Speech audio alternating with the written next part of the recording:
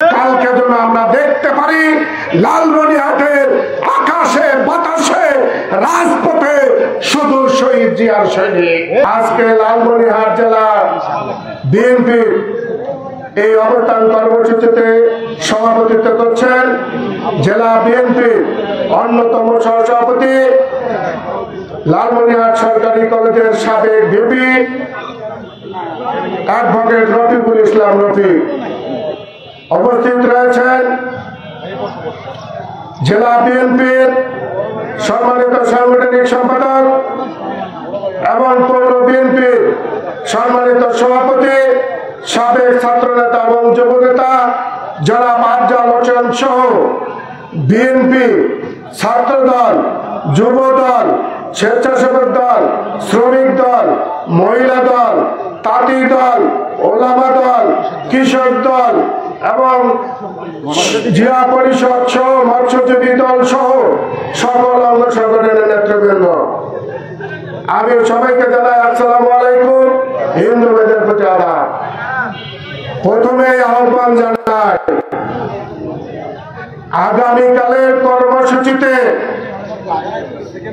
আমাদের রাজনৈতিক অভিভাবক লালমনিরহাটের মা ও মাটির সন্তান অধ্যক্ষ আসাদুল্লাহ আবিদুল মহোদয় কালকে প্রধান অতিথি হিসেবে উপস্থিত থাকবে। আর কালকের প্রোগ্রাম লালমনিরহাটের সর্বকালের শ্রেষ্ঠ অবস্থান কর্মসূচি আমরা করতে চাই। আমি সকল অঙ্গ সংগঠনের নেতৃবৃন্দকে বলবো আগামীকালকের কর্মসূচিতে সকাল 11টা থেকে বিকাল পর্যন্ত আমরা এই মিশন মোড় চত্বর ছাড়ব না। যে যেখানে যে অবস্থায় থাকেন না কেন কালকের কর্মসূচিতে সেই পরিস্থিতি নিয়ে আপনারা আসবেন। সংগ্রামী সাথী ভাইরা,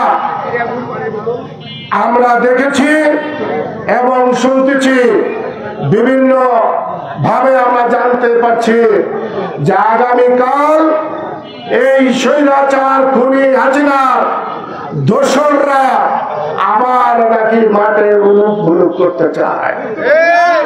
15ই আগস্টকে কেন্দ্র করে এই অবৈধ সরকার হত্যা গুম চালিয়ে দুর্নীতি করে যে অর্থ কামাই করেছে সেই অর্থ দিয়ে আগামীকালকে বাংলাদেশের মাটিতে জল ভোলা করতে চায়। সেই কারণে ভাইরা আমি একটি কথা বলি, আমাদের অনেক বয়স্ক লোক এখানে আছে, আমরাও ছোটবেলায় শুনছি আগে তো চিকিৎসা বিজ্ঞান এতটা উন্নত ছিল না। আগে গ্রামে গঞ্জে বসন্ত হইতো না, বসন্তের সময় আমরা গ্রামে গঞ্জে কি করতাম, মরক খাটানোর জন্য থালা বাটি আগুন দিয়ে টিন ডাঙিয়ে মরক খাটাইতাম না। আমাদের অনেক মুরব্বী এখানে আছে, এটা করতেন না আগে। আগামীকালকে বাংলাদেশের মাটিতে এই হাসিনার কোন দোসর, এই খুনি হাসিনার কোন প্রেতাত্মা বাংলাদেশের জনগণকে নিয়ে যদি কোন ষড়যন্ত্র করতে চায়, আমরা ওই সেই মরক খাটার মতন কালকে এর সেই আত্মাকে আমরা কালকে বাংলাদেশ থেকে খেলাবো। সেই কারণে ভাইরা আপনাদেরকে জানতে হবে, আপনাদেরকে সজাগ থাকতে হবে যে আমাদেরকে বাংলাদেশের জনগণ 17 বছর ধরে ভোট দিতে পারেনি, তাদের গণতন্ত্র ছিল না, তাদের কোনো বাক স্বাধীনতা ছিল না। সেটি এই ছাত্র জনতার আন্দোলনের মাধ্যমে সেই খুনি হাসিনাকে আমরা পদত্যাগ করতে, পালিয়ে যেতে বাধ্য করেছি।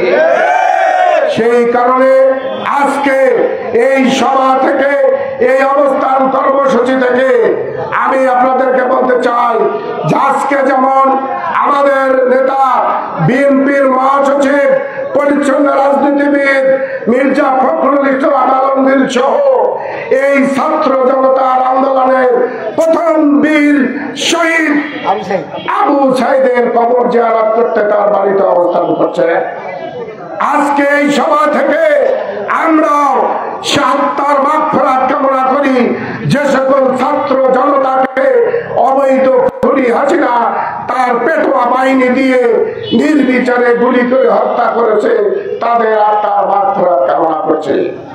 এবং এই বর্তমান এই আমাদের অন্তর্বর্তীকালীন সরকারকে এই অবস্থান কর্মসূচি থেকে আহ্বান জানাচ্ছি যে খুনি হাসিনার দোসররা মদত পুষ্ট এই হাসিনা সহ যারা আমার সন্তানদেরকে খুন করেছে তাদেরকে বাংলাদেশের মাটিতে তাদের অবিলম্বে ট্রাইব্যুনাল গঠন করে তাদের বিচার করতে হবে। অবিলম্বে এই সন্ত্রাসী জঙ্গি সংগঠন আওয়ামী লীগকে বাংলাদেশের থেকে রাজনীতি নিষিদ্ধ করতে হবে। সুতরাং আমাদের কর্মসূচি, আমাদের বিএনপির দায় দায়িত্ব, বিএনপি যেহেতু এই দেশের সাধারণ জনগণকে নিয়ে তারা মতামত প্রকাশ করতে চায়, এই দেশের সাধারণ জনগণের ভোটের অধিকার, ভাতের অধিকার দেশনেত্রী বেগম খালেদা জিয়া এবং পার্টির আমাদের অ্যাক্টিং চেয়ারম্যান তারুণ্যের অহংকার তারেক রহমানের নেতৃত্বে ফিরিয়ে দিতে চায়। সেই জন্য শহীদ জিয়ার প্রতিটি সৈনিককে সজাগ থাকতে হবে। সকল লোভ লালসা এবং ষড়যন্ত্রের ঊর্ধ্বে থেকে বাংলাদেশের মানুষের যে হারিয়ে যাওয়া গণতন্ত্র, ভোটের অধিকার ফিরিয়ে দেওয়ার জন্য আমাদেরকে মাঠে কাজ করতে হবে। এবং আপনারা জানেন আমাদের লালমনিরহাট জেলার উন্নয়নের রূপকার আলোকিত লালমনিরহাটের প্রতিষ্ঠাতা আমাদের নেতা অধ্যক্ষ আসাদুল হাবিব অত্যন্ত সুশৃঙ্খল ভাবে এই লালমনিরহাটে উনি নেতৃত্ব দিচ্ছেন।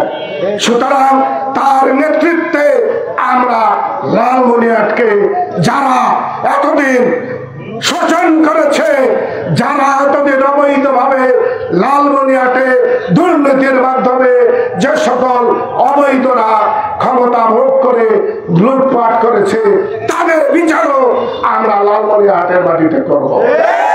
এই কারণে সকল ভাইদেরকে আমি আহ্বান জানাচ্ছি আগামীকালের প্রোগ্রামে ব্যাপক উপস্থিতি আপনারা করবেন এবং মাঠের মধ্যে রাজপথে কালকা সারাদিন থাকতে হবে।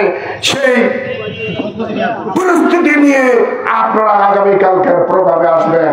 কালকে যেন আমরা দেখতে পারি লালমনিরহাটের আকাশে বাতাসে রাজপথে শুধু শহীদ জিয়ার সৈনিক।